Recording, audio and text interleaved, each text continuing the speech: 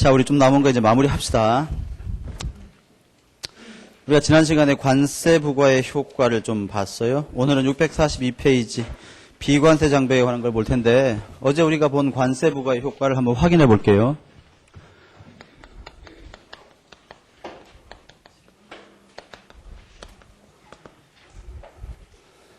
부분 균형 분석으로 한번 따져보면 P, 여기에 Q. 어떤 나라의 국내 시장이 이렇게 있어요. 원래 국내 가격이 P스타, 원래 국내 거래량이 Q스타였어요. 그런데 이 나라 국내에서 이렇게 비싼 물건이 해외 시장에서 이렇게 싸게 팔리고 있다는 사실 알았지? 그치? 요게 뭐야? 이게 해외 가격이지. 이게 인터내셔널 프라이스야. 예. 그치? 이게 관세 부과 전 국제 가격임과 동시에 관세 부과 전 국내 가격이지. 관세를 부과했습니다. 그래서 단위당 T1의 관세를 부과하니까 이게 뭐가 되는 거야? 관세 부과 후 국내 가격이 됐어요. 이걸 PT라고 해볼게요.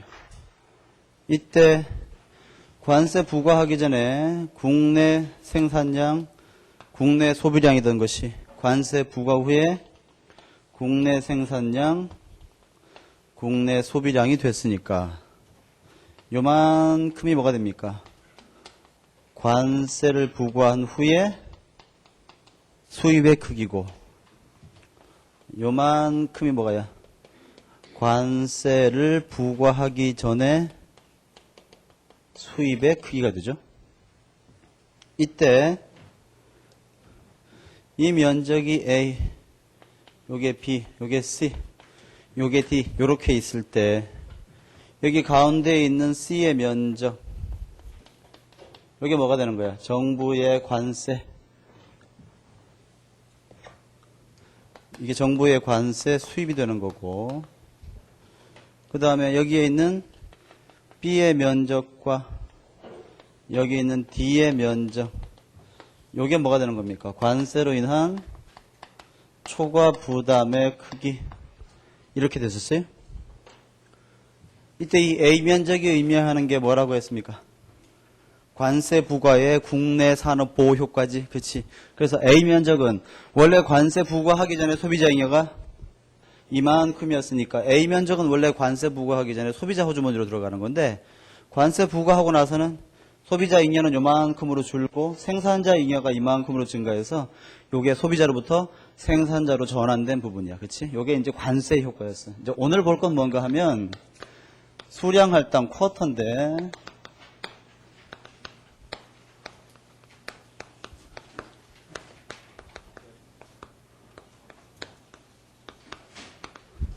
우리 교재 642페이지에 보시면 Non-tariff barrier, 즉 비관세 장벽이라는 게 있어요. 비관세 장벽은 관세를 부과하는 것 이외에 무역이 함부로 이루어지지 못하도록 만들어낸 여러 가지 장벽들 얘기하는데, 거기 보시면 박스에 여러 가지가 있죠. 가장 유명한 게 쿼터, 수량 할당이야. 수량 할당은 어떤 겁니까? 내용 보시면 특정 상품의 수입 물량을 일정 양으로 정해놓고 그 이상은 수입하지 못하도록 하는 제도야. 이게 이제 가장 유명한 비관세 장벽이죠. 요거하고 말이야, 밑에 보시면 수출 자율 규제라는 게 있죠. VER라고 되어 있는 거 있지. Voluntary Export Restraint. 여기 바로 수출 자율 규제인데, 요것도 가끔 출제가 돼요. 그 두 개는 아셔야 돼요. 수출 자율 규제는 뭔가 하면 수입국이 수출국에게, 수입하는 나라가 말이야, 수출하는 나라한테 니네 좀 너무 많이 수출하는 거 아니냐? 그러면 좀 재미없다. 이렇게 압력을 넣어서 수입을 하는 나라에 조치가 없었지만 수출하는 나라에서 알았어, 조금만 갖다 팔게 해가지고 자율적으로 수출 물량을 제한하도록 하는 것이야. 예를 들면 대한민국이 미국에다가 너무 많은 물건을 갖다 팔아. 그러니까 미국이 어때? 이렇게 좀 갖다 많이면 너무 많이 팔고 말이야, 우리 건 안 사주고 하면 뭐 슈퍼 301조 이런 것도 있는데 말이야, 이렇게 하면서 압력을 주면 우리나라가 알았어. 조금만 할게.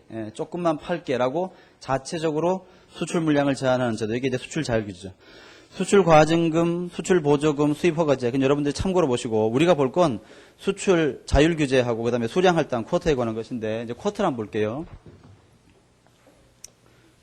내가 미리 얘기할 게 하나 있는데, 지금 관세 부과의 효과를 봤고요.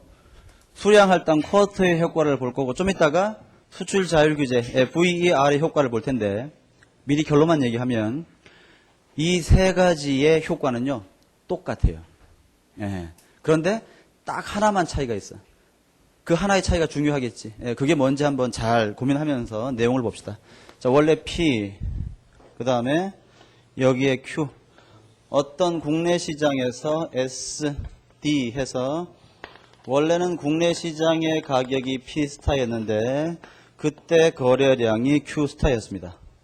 이때 바깥에 나가면 이 물건이 굉장히 싸다는 사실을 알았어요. 이게 뭐야?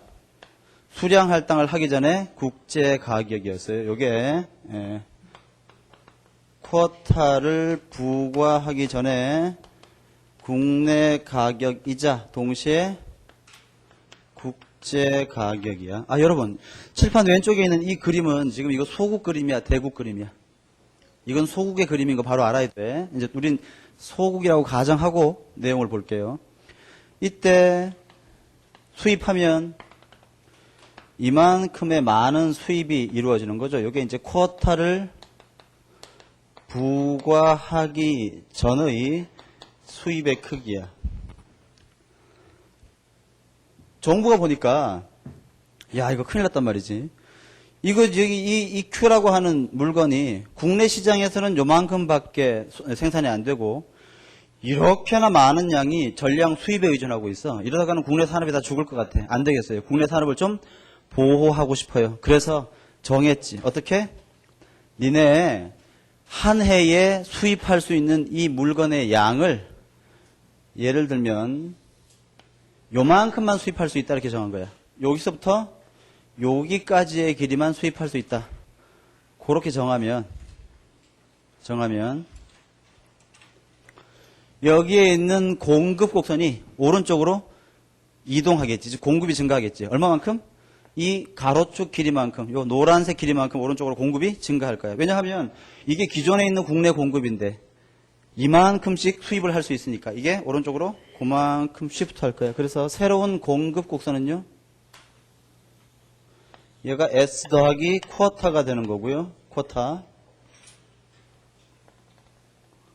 이게 이제 새로운 공급 곡선이니까 새로운 수요 곡선과 새로운 공급 곡선이 만나는 이 점에서 뭐가 이루어지겠어? 국내 거래가 이루어지겠지. 자, 쿼터 부과했더니 국내 가격은 얼마가 됐습니까? P 쿼터가 됐고, 그치? 요 주어진 가격 하에서 첫째, 기존의 국내 생산자는 얼마만큼 팔고 싶겠어? 이제 가격이 그전보다 좀 올라갔으니까 기분 좋죠. 이제는 Q2까지 만들어 팔고 싶어요? 국내 소비자 입장에서는 가격이 위로 올라갔으니까 과거보다 소비량이 줄고 싶겠지. 얼마만큼? Q3만큼만 소비하고 싶을 거야. 따라서 요만큼의 길이, 요게 뭡니까? 정부가 정한 수입 허가의 양, 즉 쿼터의 크기가 되는 거지. 그런데 요 크기가 여기에는 이 크기하고 같도록 만들 수 있는 거야. 그렇지? 이해가십니까? 그러니까 무슨 말인가 하면 쿼터를 부과하기 전에 만약에 관세 부과의 효과하고 똑같이 하고 싶으면 여기서부터 여기까지 또는 여기서부터 여기까지의 요 길이를 관세를 부과했을 때 이 길이나 이 길이하고 똑같이 맞추면 된단 말이야. 예. 그만큼을 쿼터로 정해놓으면 요만큼의 수입 수량 제한이 이루어지는데 이때 이 가격 요게 뭐랑 똑같은 거야? 요 가격이랑 똑같아진다 그 말이야. 예. 그건 당연한 거야. 수요 공급의 논리에 의해서. 잘 생각해봐. 이쪽은 수입돼 오는 물건의 가격을 규제하는 방식이고요. 얘는 수입돼 오는 물건의 수량을 규제하는 방식인 거지. 그치? 됐습니까? 됐어요. 이때, 자, 쿼터를 부과하기 전에 국내 소비자 잉여는 이만큼, 쿼터 부과하기 전에 국내 생산자 잉여는 요만큼이었어요. 따라서 쿼터를 부과하기 전에 국내의 총 잉여는 요만큼이 될 거야. 이제 쿼터 부과했더니 새로운 가격이 이게 됐죠. 자, 소비자잉여는 생산자잉여는 요만큼. 면적이 B지. 얼마만큼? B, C, D만큼의 면적이 벼, 그지? 이때 여기 가운데 요 사각형 흰색으로 할게 이번에는 요 C의 면적 그 다음에 여기 있는 B의 면적 또 D의 면적 그 다음에 마지막으로 아까도 봤지만 여기 있는 이 A의 면적 요게 뭘 의미할지 한번 봅시다. 경제학 그래프는 크게 버릇하세요. 크게 그리는 게 좋아요. 크게. 호연적인 스케일 그런 게 아니고 말이야. 크게 그려놔야지 나중에 보기가 편해요. 자, 봅시다. 일단 쿼터를 부과했더니 사회 전체의 잉여가 B, C, D 면적만큼 줄었는데 이때 B와 D의 면적은 우리가 앞에서 본 것과 똑같이 사회적으로 사라지는 초과 부담의 크기야. 또는 쿼터로 인한 경제적인 비효율성의 크기입니다. 그러니까 쟤는 회복이 안 되는 거죠. 저건 이쪽과 똑같은 효과가 발생했어. 그치? 그 다음 아까 전에 관세 부과했을 때는 이 네모난 C의 면적을 누가 가져갔어? 정부가 호주머니에 관세 수입으로 챙겼지. 근데 여긴 지금 세금 부과한 적이 없잖아. 그럼 이 면적은 누가 가져가? 잘 봐. 쿼터는 말이야. 정부는 돈 거둔 적도 없고 다른 걸 규제한 적도 없어. 니네 수입은 자유롭게 수입해라. 관세도 필요 없지, 그지? 알아서 수입하는데 대신 1년에 요만큼만 수입해라. 그렇게만 규제한 거야. 그럼 봐. 만약에 정부가 우리나라 사람이 좋아하는 예를 들어 이게 바나나야. 우리나라에서는 바나나가 비싸. 근데 국제시장에서는 바나나가 싸. 근데 제주도에서 바나나를 한번 경작해 보려고 하는데 값싼 외국 바나나가 들어오니까 경쟁이 안 돼. 얘를 보호해주고 싶어. 그래서 정부가 1년에 바나나 요만큼만 수입할 수 있다. 그렇게 규정했어요. 그럼 봐. 외국에 나가면 요만큼의 바나나를 얼마에 사올 수 있어? P 인터내셔널 프라이스만큼 사올 수 있지. 근데 국내에 들어오면 얼마에 팔 수 있어? P 쿼터만큼 팔 수 있지. 그러니까 정부가 요만큼만 수입이 가능하다라는 말이 떨어지자마자 제일 먼저 뛰어나가가지고 PI 주고 바나나 요만큼 사와서 국내에서 팔면 무조건 어때? 땅 짚고 헤엄치기지. 이만큼 남겨 먹을 수 있잖아. 이거 누구의 호주면 들어가? 수입한 사람 몫이지. 예, 요건요. 국내, 즉 수입국의 수입업자의 몫이에요. 수입업자의 몫이에요. 예. 그러니까 어때?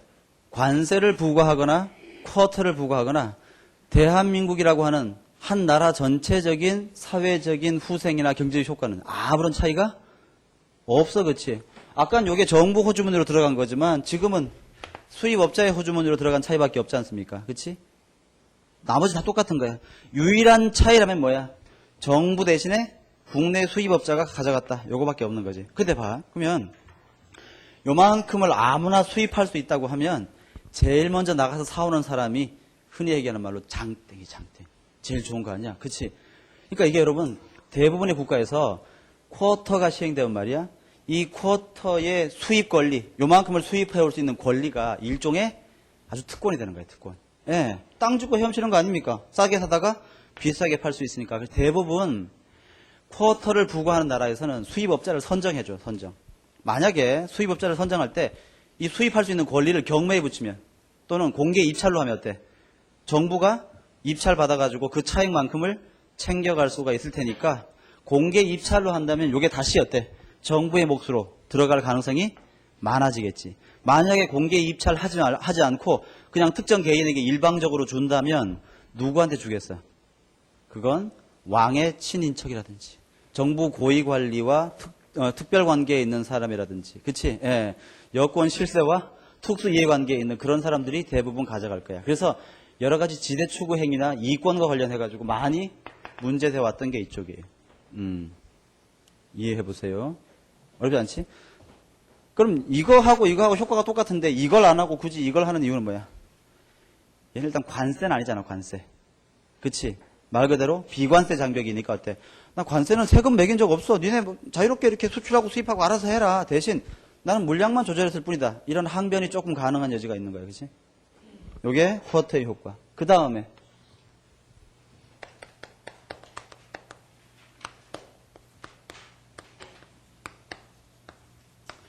수출 자율 규제 VER. 얘는 그림은 안 그릴게요. 그림은 똑같은데 말이야. 그려보나 마나 똑같아. 수출 자율 규제의 경우에는 잘 봐. 이제 이런 거야. 수입국이 있는데 수입국이 일방적으로 이 수출국으로부터 너무 많은 물건을 이 Q를 이렇게 수입하다 보니까 좀 기분이 안 좋은 거야. 우리 물건 좀 사가라 그러니까 말이야. 니네 물건은 별로 경쟁력이 없어서 안 살래. 그리고 안 사가. 그러니까 예를 들면 이제 이게 한국이고 이게 이제 미국이란 말이야. 우리가 일방적으로 미국한테는 무역수지 흑자를 경험해 왔잖아, 그렇지? 예. 게다가 막 필요하면 막 값싼 노동력을 이용해가지고 막 덤핑도 하고 막 이렇게 하니까 삐지는 거지. 그래서 어떻게 합니까? 자꾸 이런 식으로 일방적으로 너무 많이 갖다 팔면 나중에 제재를 가할 거야, 라고 무언의 압력을 넣는단 말이지. 그때 이쪽에서 어때? 여러분 그 흔히 많이 들어봤잖아. 뭐 슈퍼 301조 이런 거 발동되면 어때? 피곤하니까 뭐라고 하는 거야? 알았어. 우리가 그러면 니네가 쿼터를 부과했을 때 허용 가능한 요만큼의 양만큼을 아예 우리가 제한해가지고 수출할게. 이렇게 자율적으로 규제하는 거야. 이렇게. 그럼 봐. 이쪽에서는 아무리 많이 사오고 싶어도 어때? 물량이 요것밖에 없는 거지. 요 길이를 Q 바라고 한단 말이야. 요만큼밖에 없는 거 아니야? 헷갈리려나? 지울게 그러면. 요만큼밖에 사올 수 없는 거 아니야? 그러니까 이미 수출하기 전부터 어때요? 이 수입국의 국내 가격은 요 높이만큼 점프해 있는 거야. 그러니까 수출하는 사람 입장에서는 아예 비싼 가격으로 판단 말이야. 아예 올려가지고 파는 거야. 올려가지고. 왜냐하면 잘 생각해봐.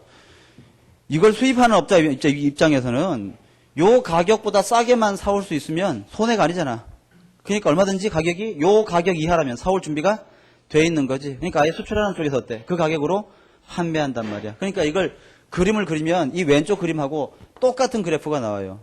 다만 이 경우에는 여기에 있는 이 C의 면적이 있지. 이 경우에는 여기에 있는 이 C의 면적. 요 면적이 이게 누구의 몫이겠어?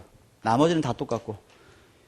그렇죠. 이게 바로 수입국이 아니고 수출국에서 그 물건을 비싸게 수출하는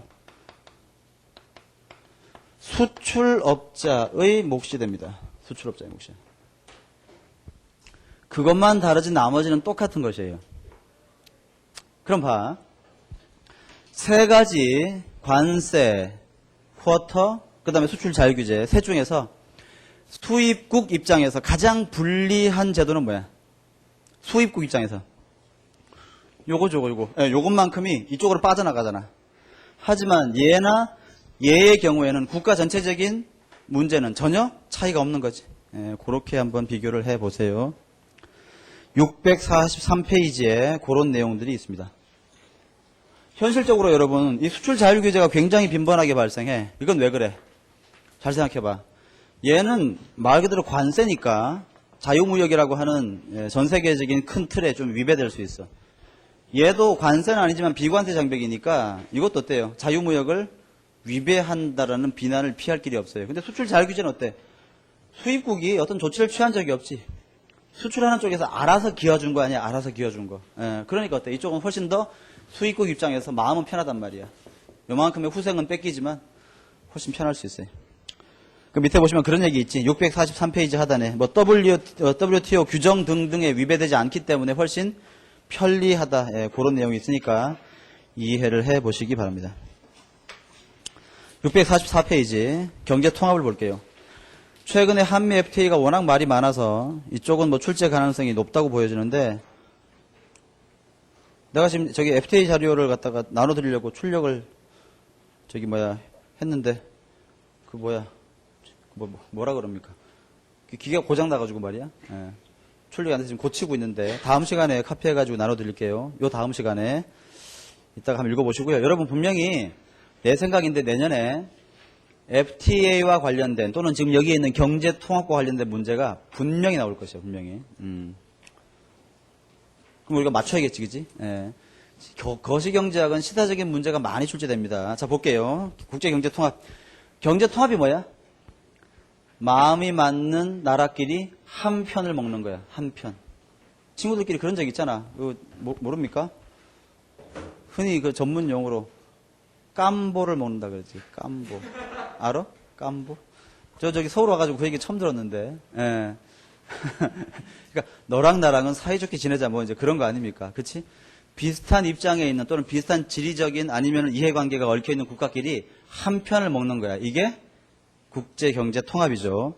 발라사라고 하는 경제학자가 국가 간 경제통합의 유형을 다음과 같은 5가지로 구분했는데 이걸 6가지로 보는 경우도 있어요.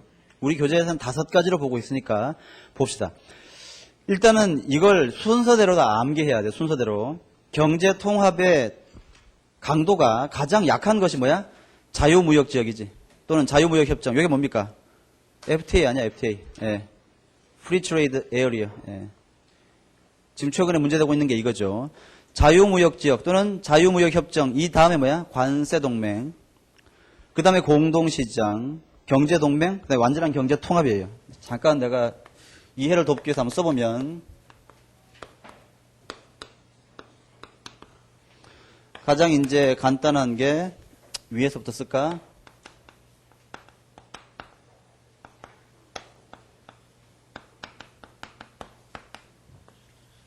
요 다음이 뭡니까? 관세동맹.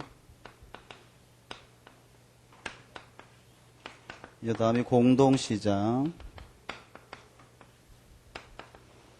그 다음이 경제동맹. 마지막으로 완전한 경제통합인데 일단 여러분들 이걸 순서대로 다 기억을 해야 될 거고 각각의 특징을 분명히 물어볼 거야. 묻는다면 첫째, 자유무역지역의 특징은 뭔가 하면 거기 보세요.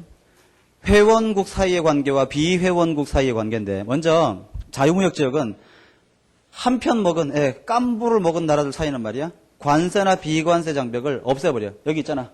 이런 거나 이런 걸 전혀 하지 않아. 예. 그 다음에 오른쪽에 보시면 하지만 각국이 독립적으로 비가맹국에 대해서는 별도의 관세나 비관세 장벽을 유지하는 거야. 그러니까 만약에 이걸 그림으로 그리면 이렇게 얘기할 수 있지. 여기 A라는 국가하고 B라는 국가에 있으면 A하고 B 사이는 어때? 아주 자유롭게 얼마든지 아무 제한 없이 물건을 주고 받는 거지. 그치? 그런데 자기 한편 이외에 C라는 나라가 있으면 이 C라는 나라에 대한 관세는 A, B가 같이 합니까? 따로 합니까? 따로 하는 거야. 얘는 이렇게 하고요. 얘는 뭐 이런 식으로 하고 따로 하는 거야. 그렇지? 예. 즉 회원국 사이에는 모든 관세, 비관세 장벽을 철폐하되 비회원국에 대해서는 각자 독립적인 관세나 비관세 장벽을 유지하는 거예요. 두 번째, 관세 동맹이요. 관세 동맹은 뭔가 하면 거기 읽어봐. 관세 및 비관세 장벽을 완전히 철폐하고 비회원국 또는 비가맹국에 대해서는 이른바 공동관세를 부과하는 게 이게 여기의 특징입니다. 즉 이런 거죠. 이쪽에서는 A하고 B가 자유롭게 물건을 주고받아. 그 다음에 C라는 사람이 등장하면요. A, B가 공통으로 얘한테 일정한 관세 장벽을 매기는 거예요. 예. 여러분 C 입장에서는 어떤 게 더 무서워? C 입장에서는? 이게 훨씬 더 무서운 거지. 예컨대 과거에 뭐 프랑스하고 한국하고 무역 분쟁이 생기면 둘이 막 싸우면 됐지, 그지? 근데 지금 유럽연합이라는 게 형성이 돼서 뭐 여기 독일, 뭐 영국 막 많단 말이야. 그 만약에 얘네들이 문제가 생기면 말이야. 얘네 전체가 똑같이 나한테 싸움을 거는 거란 말이야. 훨씬 부담스럽지. 그래서 이른바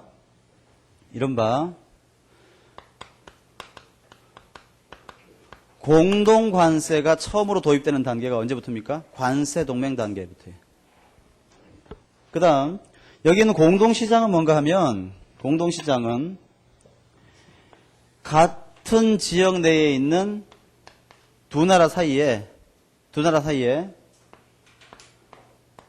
자유롭게 이동하는데 뭐가 자유롭게 이동해? 생산물은 물론이고 생산 요소, 즉 노동과 자본 같은 것도 자유롭게 이동이 가능한 시스템이야. 이게 바로 공동시장이야. 여러분 지금 우리나라의 동남아시아의 그 이주 노동자들이 좀 문제가 되고 있잖아, 사회적으로. 근데 만약에 우리나라가 동남아시아 국가들과 공동시장을 형성하면 동남아시아 국가의 근로자들이 한국에 와서 취업해도 아무 제한이 없는 거죠. 그 다음에 근로상권 다 보장받고, 예. 그 다음에 법의 보호를 다 받을 수 있는 거야. 우리도 마찬가지지, 그치? 또 우리 기업가가 자본을 가지고 이동해도 아무런 제한이 없는 거죠. 즉, 뭡니까? 생산 요소에, 그러니까 요 위까지는 뭐만 자유롭게 이동하는 거야? 생산물만 자유롭게 이동했는데, 여기서부터는 생산 요소에 자유로운 이동이 시작되는 거야. 이게 바로 공동시장의 가장 큰 특징입니다. 기억하셔야 돼요, 이거 다. 분명히 이거 물어볼 거야. 그 다음에 경제동맹은 뭔가 하면 두 나라가 경제정책을 협의하고 서로 협조하는 단계야. 경제정책 협조. 이쪽은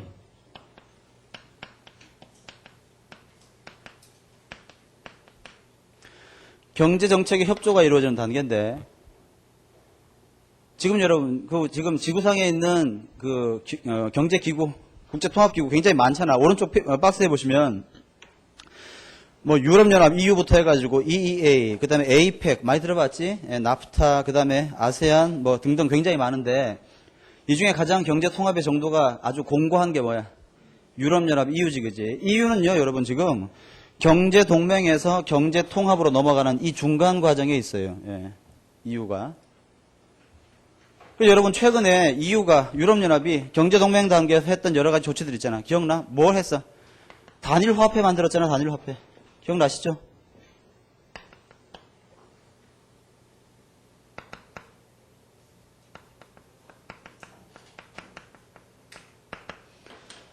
단일화폐가 등장하기 시작하는 시기가 바로 경제동맹 단계야. 그리고 이때부터는요. 각국이 경제정책을 협조한단 말이야. 예. 그러니까 너 저기 확장적인 재정금융정책 쓸 거니? 그럼 나도 같이 쓰자. 너도 같이 쓰죠. 이렇게 하는 것이에요. 경제통합이 되면 어떻게 되는 겁니까? 경제통합이 되면 경제적인 측면에서 아예 하나의 단일 국가가 형성되는 거예요. 단일 국가. 여러분 작년에 EU가 뭐 하려다가 실패했어? 단일 헌법 통과시키려다가 실패했잖아. 그치? 프랑스가 반대해가지고. 그 뭡니까? 완벽한 경제통합 단계에 이르면요. 어떻게 되냐면 회원국 전체를 총괄하는 중앙은행이 별도로 존재하고 회원국 전체를 총괄하는 재정금융정책기관이 별도로 존재하는 거야. 그러니까 하나만 존재하는 거죠. 하나만. 예. 그래서 뭐 각국이 별도로 ISLM 움직이는 정책 쓰는 게 아니라 동시에 다 쓰는 거야. 예. 그게 바로 완벽한 경제통합의 단계인데 경제적 측면에서 완벽한 하나의 단일 국가가 되는 단계. 여기 바로 이제 경제통합의 단계다. 그 정도면 되겠죠. 그래서 각각의 단계의 특징을 여러분들이 잘 기억하시고 관세 동맹에는 공동관세가 시작되고 공동시장에서는 생산요소의 자유로운 이동이, 그 다음에 경제동맹에서는 경제정책의 협조와 단일화폐가 등장하고 마지막으로 경제통합에서는 완벽한 하나의 국가처럼 행동할 수 있더라. 그 특징을 한번 잘 기억해 봅시다. 나올 것 같지는 않은데 그래도 혹시 모르니까 나중에 645페이지에 있는 그 박스에서 우리와 관련된 것들 있잖아, 그지? 그리고 전 세계적으로 유명한 것들. 그래서 EU는 좀 읽어봐야 되고요. 그 다음에 APEC하고 아세안. 예. 그 다음에 나프타 정도는 한번 읽어보세요. 참고로. 됐습니다. 646페이지를 갑시다. 관세동맹의 무역 창출 효과와 무역 전환 효과. 이거 나오겠습니까? 안 할 수도 없고. 요걸 지우고 갈게요.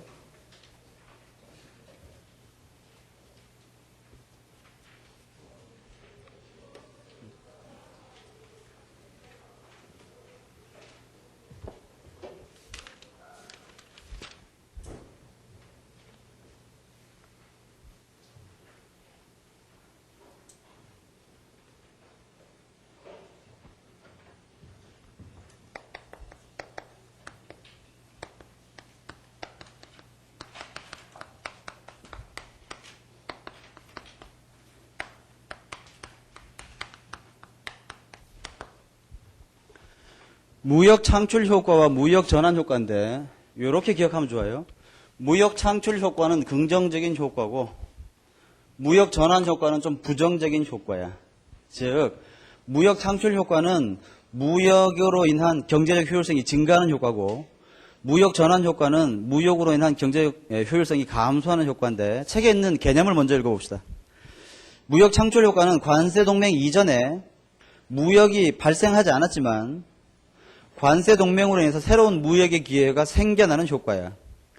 쭉 내려가서 평가를 보세요. 평가가 중요해. 무역 창출 효과가 발생하면 그 재화의 공급원이 비효율적인 국가에서부터 보다 효율적인 국가로 이동하게 돼요. 그러니까 자원 배분의 효율성이 높아져요. 이유는 설명하겠지, 내가 좀 이따가.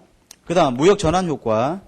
무역 전환 효과는 관세 동맹을 하기 전에는 아주 값이 싼 나라에서 수입하다가 관세 동맹을 체결하는 바람에 더 비싼 한 편 먹은 나라로 수입원이 전환되는 효과야. 예.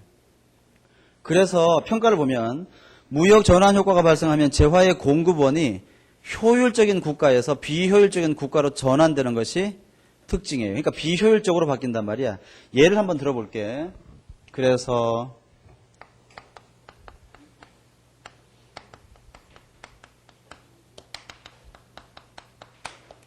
내가 한 말이 이해가 갔으면 이걸 뭐 안 따라 그려도 괜찮은데 내가 예를 한번 들어보는 거야.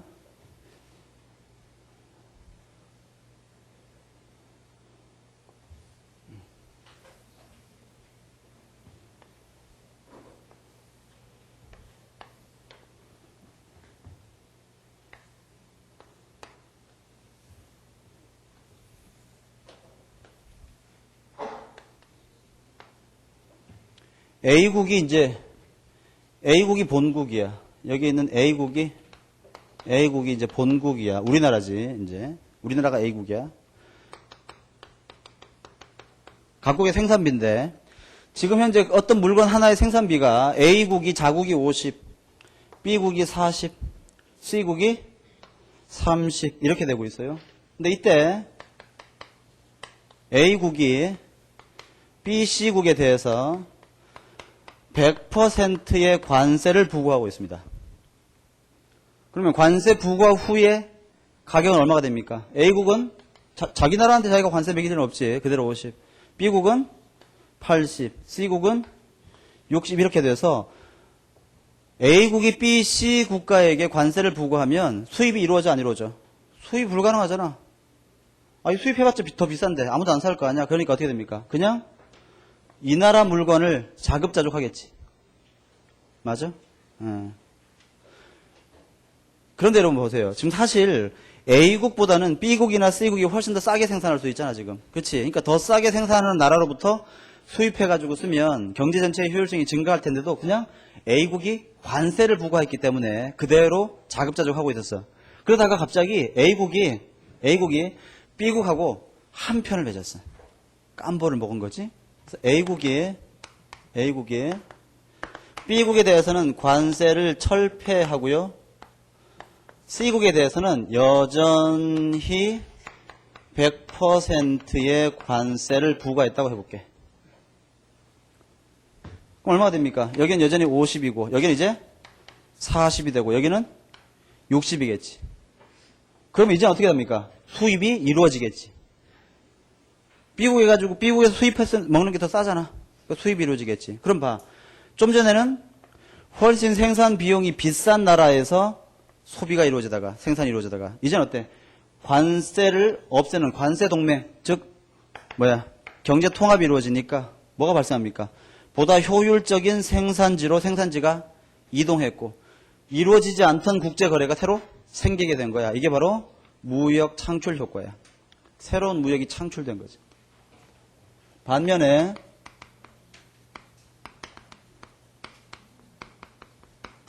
무역 전환 효과는 조금 다른데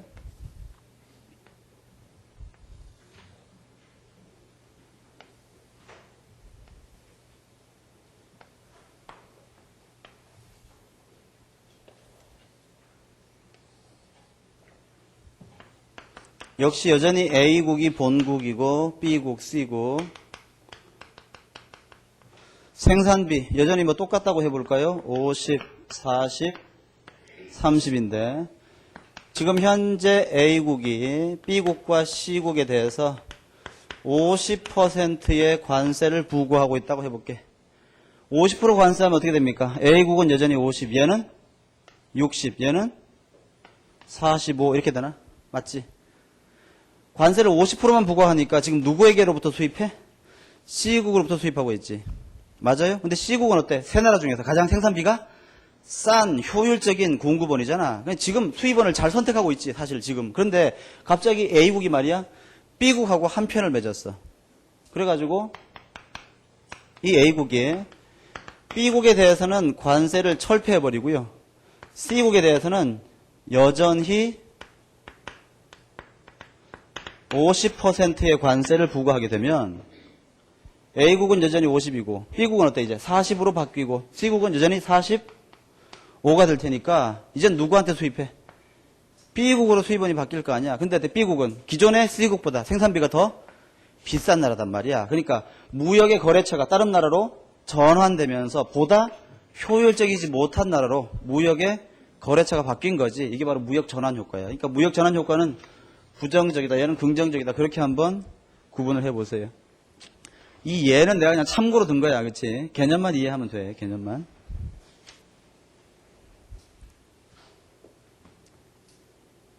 됐습니까? 647페이지. 자유무역을 위한 국제기구. 자, 그걸 볼게요. 지금 전 세계 국제무역의 트렌드는 자유무역이지, 그지? 자유무역과 관련해가지고 가장 많이 알려진 기관이 바로 이제 가트인데, 그치? 예, 관세 및 무역에 관한 일반 협정이에요. 우리 교재에 좀 설명이 잘 되어 있으니까 교재를 보면서 말씀드릴게요. 1947년에 미국 주도로 성립이 됐었죠. 가트는 기본적으로 뭘 추구합니까? 자유무역을 촉진하는 거예요. 자유무역 촉진이 가트의 기본적인 목표였죠. 그래서 무차별 원칙을 기본적으로 채택합니다. 무차별 원칙은 뭐야? 모든 회원국들 사이에는 똑같은 대우를 해주자. 이게 바로 무차별 원칙이야. 그러니까 여러분 봐. 여기 지금 보면 A국이 B국하고만 한 편을 먹고 C국은 여전히 100% 관세 부과했잖아. 이런 거 하지 말고 깎아주려면 똑같이 깎아주고 관세를 부과하려면 똑같이 부과하고 이게 바로 뭐야? 무차별 원칙이지. 이러한 무차별 원칙을 기초로 해서 최혜국 대우 조항, 내국민 대우 원칙 이거 밑줄 그으세요. 가끔 물어요. 무차별 원칙을 기본으로 최혜국 대우 조항, 내국민 대우 원칙 등의 몇 가지 기본 원칙을 채택했다. 최혜국 대우 조항은 몇 년 전에 출제됐어요. 최혜국 대우 조항은 뭐냐? 여기 봐봐요. 예를 들어서 여기 A가 있고 B, C, D, E 얘가 하나의 가트의 회원국인데 여기 이제 가트의 회원국인데 A 국가가 B 국가하고 굉장히 친해. 예. 그래서 뭐라고 했냐면 A 국가가 B 국한테 야 내가 너한테는 관세를 좀 낮춰줄게 이렇게 얘기했단 말이야. 그러면 자동적으로 얘네한테도 무조건 똑같이 대우해줘야 된다. 이게 바로 최혜국 조항이에요. 최혜국 대우 조항. 내국민 대우 원칙, 무차별 원칙 그냥 참고로 보시고 그 다음에 밑에 최혜국 대우 조항 나와 있으니까 읽어보세요. 그 다음에 다자간 무역 협상 우리 많이 들어서 알죠. 뭐 우루과이 라운드, 뭐 도쿄 라운드 해가지고 각종 라운드들 있잖아. 그 라운드들이 전부 다 가트 체제 하에서 이루어진 것인데 가트는 그동안 8번 정도의 라운드가 있었죠. 멋있는 말로 다자간 무역 협상 뭐 그렇게 부르는데 가장 최근에 있었던 라운드가 이제 케네디 라운드, 도쿄 라운드, 그다음에 우루과이 라운드인데 우루과이 라운드가 굉장히 유명했었죠. 거기 우루과이 라운드의 4번을 보시면 뭐라고 돼 있어? WTO 체제가 성립됐다 그런 말이 있어. 무슨 말인가 하면 우루과이 라운드를 마지막으로 가트 체제를 없애버리고요. WTO 체제로 바꿨어요. 지금 현재 국제무역기구는 뭐야? WTO지. 페이지 넘겨보세요. 왜 그래? 왜 우루과이 라운드에서 WTO 체제로 바뀌었어? 그건 기존의 가트가 문제점이 많았단 말이야. 왜냐하면 가트는 한글로 번역하면 뭐라 그랬어? 관세 및 무역에 관한 일반 협정. 말 그대로 협정이야. 협정은 뭐야? 여러분 뭐가 협정이야? 협정은 약속 그냥 약속이야. 우리 서로 관세 부과하지 않기로 하자 약속이야. 예. 근데 어때요? 둘이 약속하는 데도 시간 오래 걸리잖아. 근데 가트 회원국이 몇 개입니까? 이게 100? 이게 안 나와 있나? 이게 120여 개인가 그래요. 그러니까 그 수많은 나라 대표들이 모여가지고 똑같이 약속을 하잔 말이야. 잘 안 되지. 이 마지막에 여러분 우루과이 라운드 한번 봐봐. 앞에 페이지 넘겨서 몇 년 동안 했습니까? 86년도부터 93년도까지 했어요. 세월이야, 세월. 예. 약속한다고 세월이야. 너무 시간이 오래 걸려. 그 다음에 약속했어. 우루과이에서 약속했어. 서울에 와가지고 괜히 했네. 안 지키면 돼. 그럼 뭐라고 합니까? 가트에서. 너무하는 거 아니냐. 약속했는데 미안하다. 어기겠다. 그러면 끝이야. 예. 왜? 약속이니까. 그 뭡니까? 그때 TV 보니까 누가 약속은 뭐 깨라고 있는 거다. 그런 말 뭐 이렇게 나와가지고 막 함부로 하고 그러던데 그건 잘못된 말이란 말이야. 약속을 깨는 경우도 종종 있지. 그래서 가트는 말이야. 거기 다시 읽어보면 648페이지에 국제무역에 관한 일반 협정, 약속에 불과하니까 이 국제기구로서의 법인격이 미약합니다. 게다가 약속을 위반하면요, 제재를 가할 방법이 거의 없어요. 그래서 어떻게? 기존의 가트를 대체할 새로운 무역기구가 필요하다. 이렇게 등장한 건데, 당연히 새로운 무역기구는 어떤 기능을 가져야 되겠어? 강력한 법인격을 가져야 되겠고, 두 번째, 강제력을 발휘할 수 있는 법적 제재 수단을 가지고 있어야 될 거야. 그래서 WTO 체제가 성립됐습니다. 밑에 있는 가트와 WTO의 차이점. 그럼 별표 크게 하나 쳐야 되죠. 이건 늘 기출될 수 있는 문제, 출제될 수 있는 문제죠. 성립, 그건 뭐 중요한 거 아니고, 성격 보세요. 가트는 국제협정에 불과해. 어그리먼트죠, 어그리먼트. 근데 WTO 체제는요? 이거는 기구야, 기구. 법인격을 가지고 있는 기관이죠. 오르가니제이션. 권한이요. 위반국에 대해서는 제재 능력이 미비했지만 WTO 체제에서는 강제적인 집행 능력을 보유할 수 있게 됩니다. 분쟁 해결이요. 가트는 알아서 개별적으로 해결하는 거였지만 WTO 체제 하에서는 분쟁 해결을 전담하는 상설기구가 있단 말이야. DSB라고 해가지고 실제로 국제 간 무역 분쟁을 해결하고 있어요. 그렇지? 뭐 예를 들어서 A국이 B국에게 덤핑 관세를 부과했다. B국이 저거 WTO 협정 위반이다라고 제소를 하면 여기에서 판단해 준단 말이야. 잘했다, 잘못했다 이렇게 실제로 판단을 하고 있지. 그 다음에 관세 및 비관세 장벽을 완화시키는 목적은 똑같아요. 그렇지? 목적은 똑같고. 그 다음에 국제무역의 규율 범위.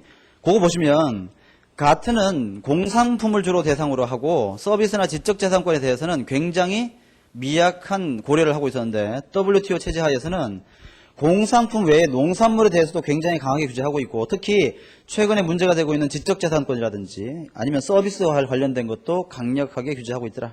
그게 차이점이죠. 무역 규범의 강화, 그건 여러분들이 읽어보시면 될 것 같습니다.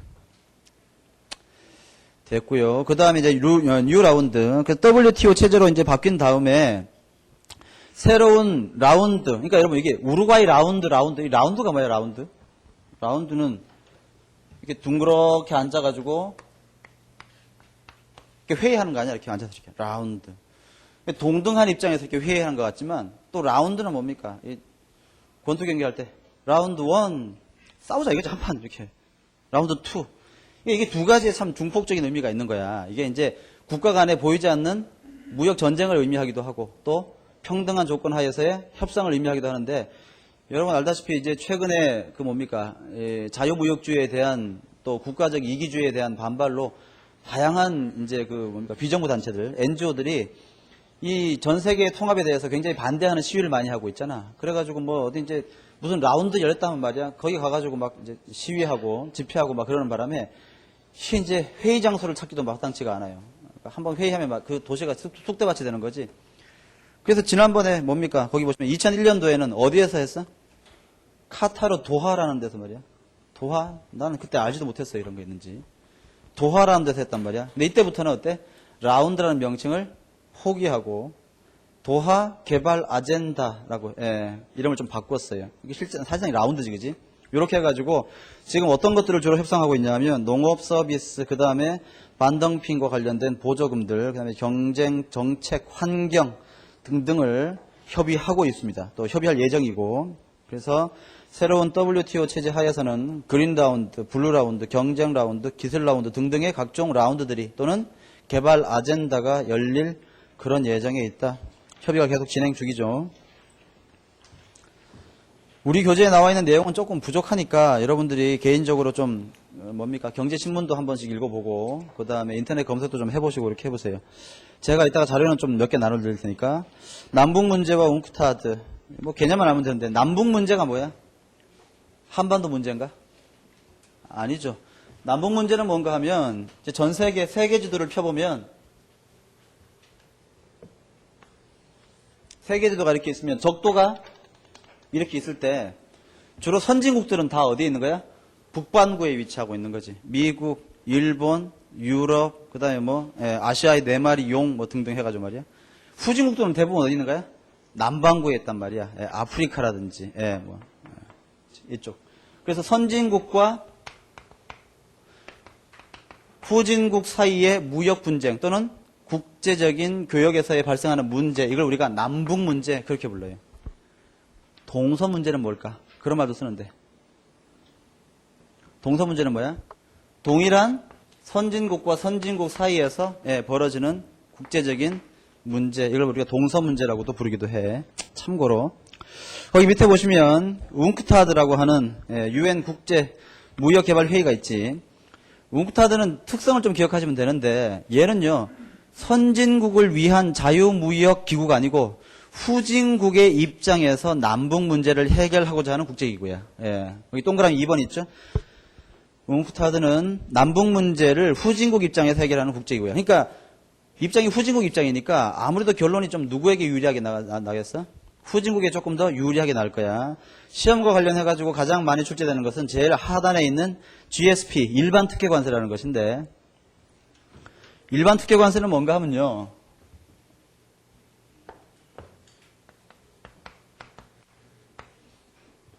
선진국은 후진국에게 주로 뭘 수출하겠어?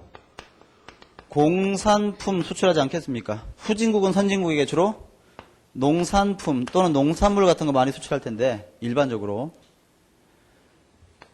GSP 일반 특혜관세는 뭔가 하면 후진국이 선진국에게 농산물 등등을 수출하면 선진국이 여기에 대해서는 관세를 부과하지 못해요. 그런데 선진국이 후진국에게 수출하는 이 공산품에 대해서는 후진국이 예외적으로 관세를 부과할 수 있도록 허용하는 거예요. 이게 일반 특혜관세죠. GSP 참고로 기억해 보시면 될 것 같습니다.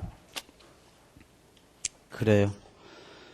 쭉 넘겨서 이제 마지막 장을 봅시다. 국제금융농 제9분대 25장과 26장. 먼저 25장에서 환율 이론을 보고요. 26장에서 국제수지 이론하고 그 다음에 ISLM BP 모형을 배울 텐데 전체적인 개관을 간단하게 좀 하고 내용을 볼 겁니다. 지금 제가 적으려고 하는 것은 굉장히 중요한 거예요.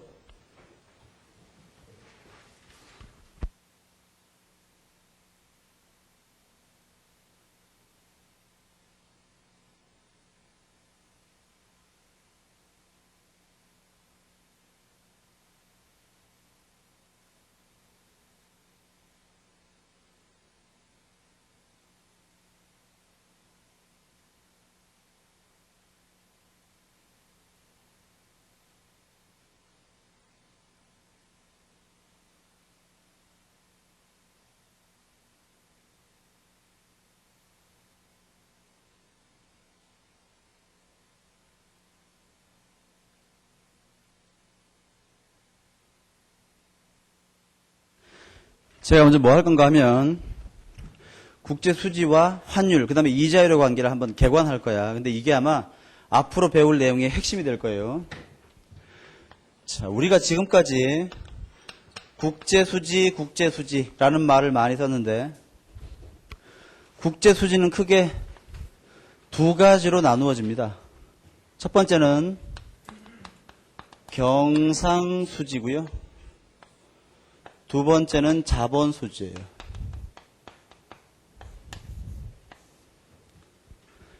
경상수지는 수출과 수입 사이의 문제야. 우리가 흔히 얘기하는 국제수지가 바로 저거지. 그치? 즉 수출을 수입보다 많이 하면 경상수지 흑자, 수출보다 수입을 많이 하면 적자. 그때의 국제수지가 바로 경상수지였어요. 그럼 자본수지는 뭔가 하면 미국에 있는 스미스 씨가 로스앤젤레스에 살고 있는 스미스 씨가 현금 100만 불을 갖고 있는데 미국에다가 투자하면 이자율이 10%야. 근데 알아보니까 한국에는 투자하면 20%의 이자율을 준대. 그럼 어떻게? 돈 싸들고 한국에 옵니다. 와서 한국에 투자해. 그럼 어때? 우리나라에 외국 달러가 10만 불 들어온 거지. 이런 게 자본 수지야. 아니면 한국의 종로에 말이야, 사채 시장에 큰 손, 김큰손 씨가 있는데 말이지. 그 양반이 현금 한 5천억을 가지고 있다. 근데 국내 시장은 아무리 둘러봐도 투자할 곳이 마땅치 않아. 근데 최근에 뜨고 있는 중국, 예를 들어서, 차이나, 인도네시아, 이쪽에 펀드가 괜찮다네. 또는 그쪽에 기업이 괜찮은 게 있다네. 돈을 들고 나가서 그쪽에다가 투자해. 어때? 자본이 빠져나가는 거지. 이러한 자본의 유출입을 가지고 따져보는 게 자본수지야. 그러니까 여기에서는 자본의 흐름을 따지는 거야. 자본의 흐름. 돈의 흐름을 따지는 거지. 돈의 흐름. 그런데 여기 있는 이 경상수지를 결정하는 요인이 뭔가 하면요. 그게 환율이에요. 경상수지는 환율이 결정해. 그 다음 자본수지는 뭐가 결정하냐 하면요. 이자율이 결정합니다. 잘 들어요. 지금 하는 게 제일 중요해. 먼저 환율부터 볼게. 예컨대 환율이 인상되는 경우 있고 환율이 인하되는 경우 있는데 아니야. 이게 여러분 이 표현이 정확하지 않네. 인상 인하는 좀 웃기네. 인위적으로 올리는 게 아니니까. 죄송합니다. 환율 상승, 환율 하락이 더 정확한 표현이겠네요. 자, 여기 볼게요. 지금 현재 환율이 원달러 환율로 계산할 때 1달러당 1,000원이다. 요게 1달러당 2,000원이 되면 환율은 상승한 거야, 하락한 거야? 상승한 거 맞지, 그치? 저게 환율 상승이야. 그럼 봐. 환율이 상승하기 전에는 외국 돈 1달러를 바꾸기 위해서는 우리 돈 얼마가 있으면 돼? 1,000원만 있으면 돼. 근데 환율이 상승한 다음에는 2,000원이 있어야지 1달러랑 바꿀 수 있어. 그러면 환율이 상승한 다음에 우리나라 돈 1원의 가치는 증가한 거야, 감소한 거야? 감소한 거죠. 그래서 우리는 앞으로 환율의 상승은 원화 가치가 하락한, 즉 평가절하됐다. 요렇게 기억하기로 해요. 환율의 상승은 원화 가치의 하락이다. 맞지? 환율의 상승은 원화 가치의 하락이야. 거꾸로 환율의 하락은 뭡니까? 원화 가치가 평가절 상된 것이다. 요렇게 기억할 수 있으셔야 됩니다. 이때 환율이 상승 또는 원화가 평가절상되면 어떤 일이 벌어질까요? 자, 여기 봅시다. 국내에서 2,000원에 팔리고 있는 물건이 있었어요. 이걸 미국에다가 수출하는데 환율이 1달러당 1,000원일 때는 미국에서 얼마 받으면 돼? 2달러 받아야지 수지가 맞겠지. 그렇잖아. 거래 비용이나 관세 없다고 가정하고. 그런데 이 환율이 1달러당 2,000원으로 바뀌면 이때는 미국 백화점에서 얼마 받으면 돼? 1달러만 받아도 돼. 맞아? 그러니까 환율이 상승한다는 얘기는 우리나라의 수출품의 가격이 싸질 수 있는 여지가 생기는 거지. 맞아? 이 말은 우리나라 물건의 수출 경쟁력이 세지는 거니까 우리나라의 수출 엑스포트가 증가하는 거죠. 맞지? 그 다음에 여기 봐. 해외에서 얼마짜리 1달러짜리 물건이 국내로 수입되는데 환율이 1달러당 1,000원일 때는 이 물건 수입하면 국내에서 얼마에 팔립니까? 1,000원에 팔리겠지. 근데 환율이 1달러당 2,000원으로 증가하면 이 물건 얼마에 팔려 이제? 2,000원에 팔아야 될 거 아닙니까? 그러면 환율이 상승하면 수출품의 가격은 싸지지만 우리나라가 수입하는 수입품의 가격은 어떻게 돼요? 더 비싸져요. 따라서 당연히 외국으로부터의 재화 수입은 감소하게 되죠. 이해가십니까? 그러니까 환율의 상승은 뭐가 되는 거야? 우리나라 경상수지의 개선이라는 결과로 나타나는 거지. 요건 이해도 해야 되지만 암기도 해야 돼. 그래서 기억하세요. 환율 상승, 평가 절하, 수출 경쟁력 증가, 수출 증가, 경상수지 개선, 그렇게 기억해야 돼. 그리고 여러분, 우리가 지금 IMF 이후에 환율이 굉장히 많이 올랐다가 작년 말인가요? 그때 환율 막 엄청나게 떨어져가지고 걱정 많이 했었잖아, 그렇지? 지금도 상당히 많이 떨어져 있는데 그때 왜 그렇게 난리를 친 거야? 환율이 떨어지면 칠판 여기에는 이거하고 정반대 효과가 고스란히 발생하는 거야. 잠깐 써볼게. 자, 환율 하락하면 어떻게 됩니까? 그러면 수출품의 가격이 상승하고 거꾸로 수입품은요 굉장히 싸게 들어오는 거야 이제 환율이 하락하면. 그러니까 우리나라 같이 수출을 많이 해야 되는 나라 같은 경우에는 수출이 줄고 거꾸로 외국 물건의 수입이 크게 증가합니다. 이것 때문에 어떻게 되는 거야? 경상수지가 악화되는 효과가 발생하는데 이게 바로 환율 하락의 효과예요. 머리에 쏙 넣고 계셔야 돼요. 자, 자본수지를 봅시다. 자, 이자율이 중요한데 자본수지의 경우에 자, 두 가지 나눠볼게. 국내 이자율을 RD, domestic의 의미로 RD라고 하고 해외 이자율을 foreign의 의미로 RF라고 해볼게. 국내 이자율, 해외 이자율. 여러분, 국내 이자율이 해외 이자율보다 더 높으면 똑같은 돈이 있더라도 어디에다가 맡기는 게 유리해? 국내에 갖고 와서 맡기는 게 더 유리하겠지. 그렇다면 외국에 있는 사람들이 돈 싸들고 국내로 들어옵니다. 멋있는 말로 자본의 유입이 발생하는 거죠. 그치? 반대로 국내 이자율이 해외 이자율보다 싸지면 국내에 돈 투자하고 있어봤자 남는 거 없잖아, 그지? 돈 싸들고 외국으로 나가야 되는 거지. 자본의 유출이 발생하는 거야.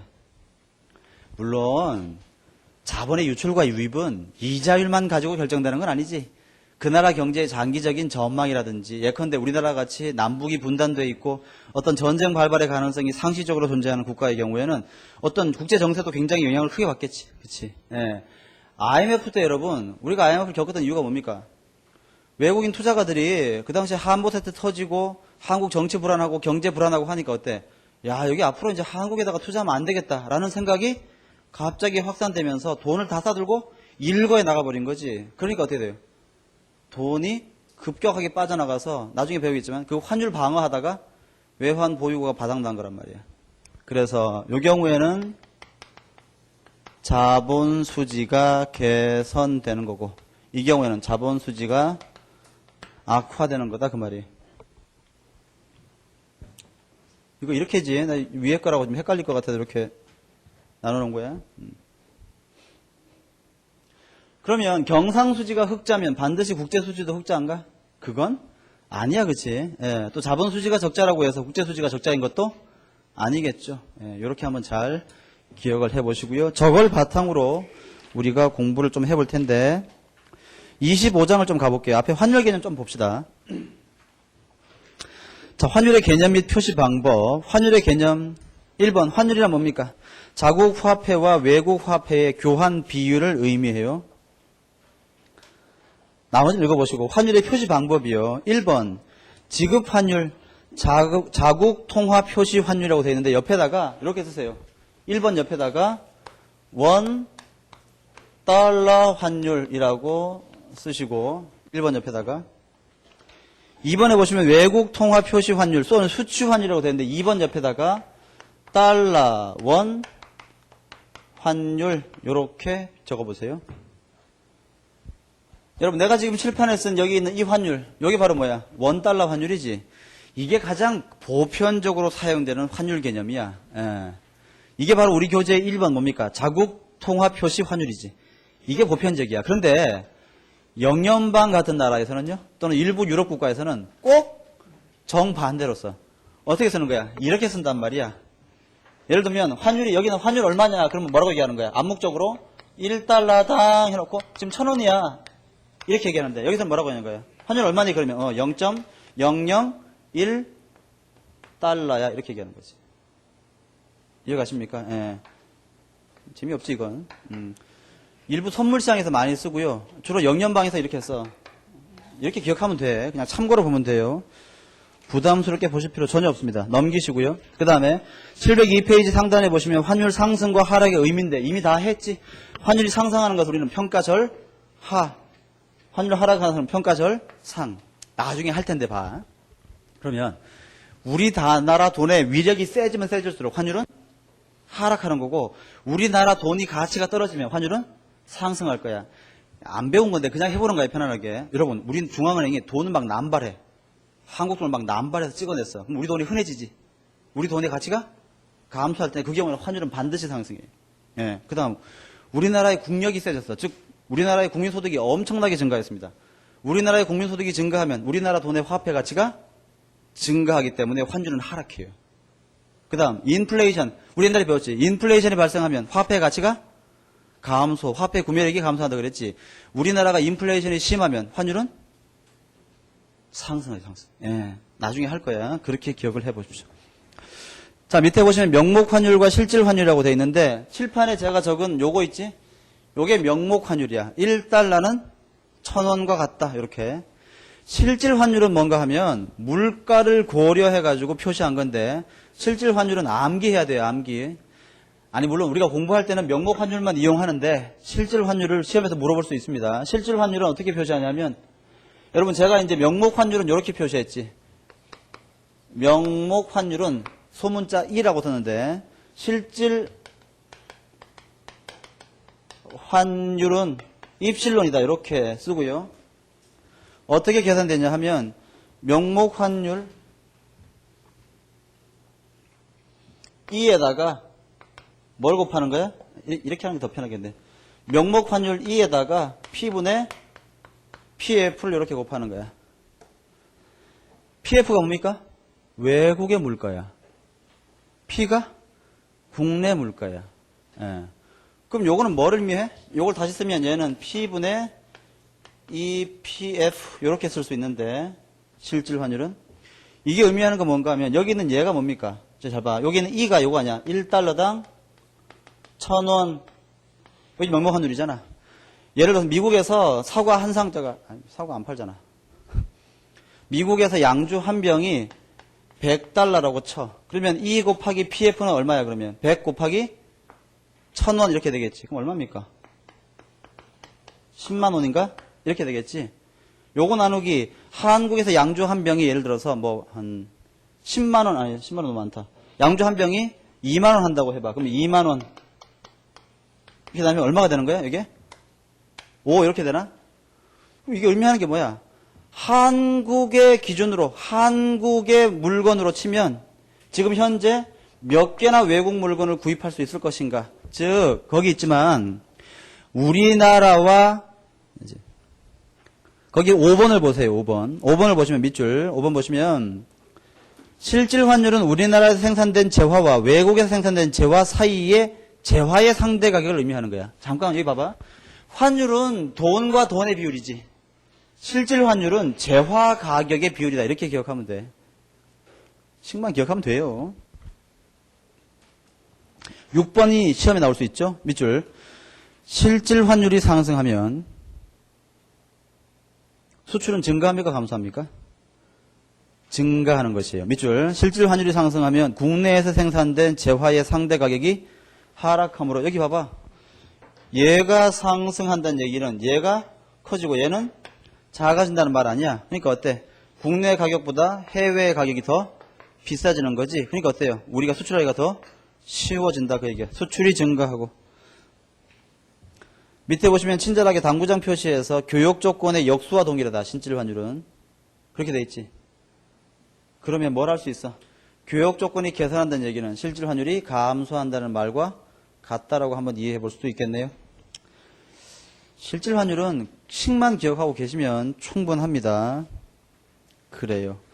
703페이지를 보시면 외환의 수요 공급에 의한 환율 결정 이론이 있는데, 자, 지금부터 우리가 뭘 보냐 하면 아까 배운 요 내용을 기본 바탕으로 해가지고 환율의 결정 이론을 배울 거야. 가장 기본적인 하나만 하고 쉴 건데 잘 듣고 확인해 보세요.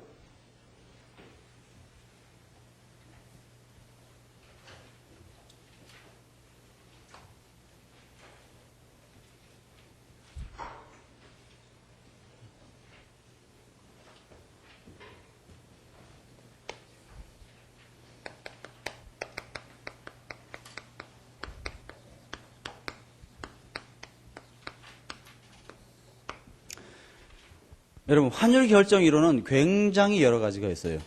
그 다음에 환율을 예측하는 이론도 굉장히 여러 가지가 있습니다. 환율을 예측하는 게 이론적으로, 환율을 예측하는 게 현실적으로 가능할까요? 그럼 불가능함이 분명해. 왜냐? 만약에 가능하다면 전 세계의 모든 부를 한 사람이 이미 다 가졌을 거예요. 그렇지? 그럼 불가능한 거야, 그건. 우리 은사님이 말이야, 저한테 그런 얘기 한 적이 있어요. 세상에 알 수 없는 게 네 가지가 있다, 네 가지. 첫 번째, 환율의 움직임. 도저히 알 수가 없다. 최신의 환율 예측 프로그램, 아무 소용 없습니다, 그건. 예. 주가의 움직임. 아무도 확실하게 알 수 없어요. 세 번째, 앉아있던 개구리가 어디로 뛸지는 절대로 알 수 없는 것이고, 마지막으로 와이프한테 선물했을 때 반응은 결코 예측이 불가능하다. 예, 그런 얘기했어요. 그래서 뭐 나름대로 운치 있게, 나름대로 이제 운치 있게 보이려고 말이야. 꽃을 선물하면 쓸데없이 왜 이런 걸 사오냐. 뭐 저기 좀 실속 있는 걸 사오라 이렇게 얘기하고, 뭐 실속 있는 걸 이렇게 사가져 가면 뭐 낭만도 없는 사람 이렇게 얘기하고. 그래서 아예 이제 그 확실하게 비싼 걸 선물하라는 얘기 듣고 비싼 귀금속을 사주면 말이야. 바로 그렇게 묻는다죠. 어디 샀어? 이렇게. 저기서 얼마에? 얼마? 여기 가면 더 싼데. 네. 그러면 선물하면 안 나는 것이지. 네. 그러니까 환율을 100% 결정할 수 있는 이론은 없습니다. 다만 우리는 어때요? 부분적으로 예측할 수 있을 뿐이야. 자, 가장 기본적인 환율 예측 프로그램이에요. 간단한데 여기가 외환시장이야. 외환시장에서 환율이 결정되는데 여기에 따르면 환율은 외국 돈의 공급과 외국 돈의 수요에 의해서 결정된다. 외국 돈의 공급과 외국 돈의 수요가 만나서 시장 균형 환율이 결정되고 그때 외환시장의 바람직한 외환의 크기가 결정된다. 이게 바로 외환의 수요 공급 메커니즘 또는 이른바 플로우 메커니즘에 의한 환율 결정 이론이에요. 이게 가장 기본이야, 기본. 이때 외국 돈이 공급된다는 말은 우리나라 영토 안에 달러가 증가하는 걸 얘기해요. 외국 돈의 수요라는 얘기는 우리나라 영토 밖으로 달러가 빠져나가는 걸 얘기해. 그렇게 기억하면 쉬워. 자, 어떻게 하면 국내로 달러가 흘러 들어옵니까? 당연하죠. 첫째, 수출이 증가하면 수출 대금 받을 거 아닙니까? 달러의 공급. 그 다음에 미국 로스앤젤레스에 살고 있는 스미스 씨가 돈 싸들고 한국으로 투자하러 들어오면 어때? 달러가 증가하겠지. 멋있는 말로 자본이 유입되면 달러의 공급이 증가해요. 거꾸로 외환의 수요는 뭐가 있습니까? 그러면 당연하지. 수입이야, 수입. 예.